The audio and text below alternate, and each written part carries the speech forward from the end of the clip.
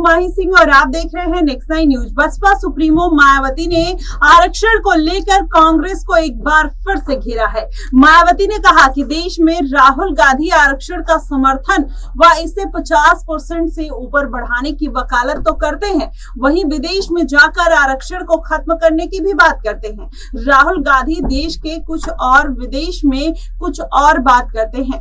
कांग्रेस की आरक्षण नीति स्पष्ट नहीं है बल्कि दोगली और छल कपट की है।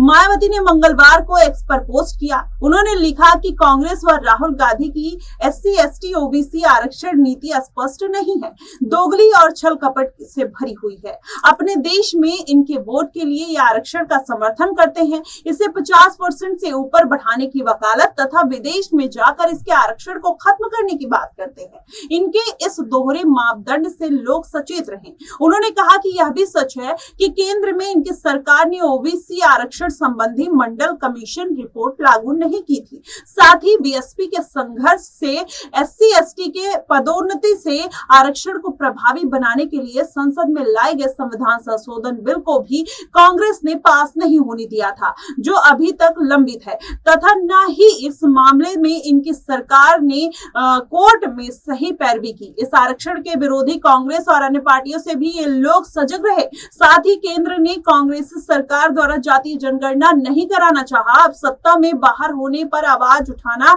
यह सब ढोंग नहीं है तो और क्या है। इस तरीके की बात मायावती राहुल गांधी के लिए बोलती हुई नजर आई। ऐसे में बता दें कि मायावती इस बार अपनी पार्टी को बचाने के लिए पूरी मेहनत और जद्दोजहद करती हुई नजर आ रही हैं। वही मायावती जो कभी उपचुनाव की तरफ देखा नहीं करती थी, इस बार उत्तर प्रदेश में उनकी स्थिति अब उपचुनाव लड़ने तक आ गई है। 4 बार की मुख्यमंत्री रही मायावती को अब अपनी पार्टी का वर्चस्व और जनाधार बचाने के लिए लगातार जद्दोजहद करना पड़ रहा है।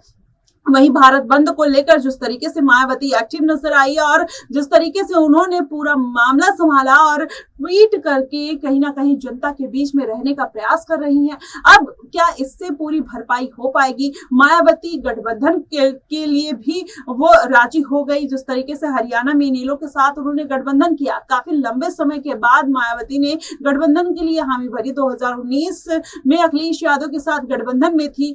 10 सीटों पर मायावती ने जीत दर्ज की थी, वहीं अखिलेश यादव मात्र 5 सीटों पर सिमट कर रह गए थे। तो ऐसे में कहा यह जा रहा है कि मायावती अब अपनी पार्टी को बचाने के लिए लगातार कांग्रेस पार्टी पर हमलावर है। वहीं भारतीय जनता पार्टी के लिए मायावती के लिए कहा जाता है कि वो भाजपा की बी टीम है, लेकिन जिस तरीके से उन्होंने कांग्रेस पार्टी के ऊपर हमला बोला है, उससे ये बात साबित होती है कि मायावती भारतीय जनता पार्टी की उन नीतियों पर सवाल कम उठाकर कहीं ना कहीं राहुल गांधी के ऊपर ज्यादा हमलावर है। देखना यह होगा कि मायावती की जो रणनीति है आखिरकार कितना कारगर होती है। क्या इससे उनके वोट बैंक पर असर पड़ता हुआ नजर आएगा या भारतीय जनता पार्टी के वोट बैंक पर कुछ असर देखने को मिल सकता है? पिछली बार के लोकसभा चुनाव में मायावती की वजह से भारतीय जनता पार्टी को 15 से 16 सीटों का फायदा उठा था। अब कहीं ना कहीं इस बार अगर इनका बयान जनता के दिल में घर करता है तो उसका कितना फायदा देखने को मिलेगा, ये देखना बेहद दिलचस्प होगा। फिलहाल इन मुद्दों को लेकर आपका क्या कुछ कहना है, आप हमें कमेंट बॉक्स में जरूर बताएगा। फिलहाल के लिए बस इतना ही। देश और दुनिया की तमाम खबरों के लिए हमारे साथ बने रहिएगा नेक्स्ट 9 न्यूज पर।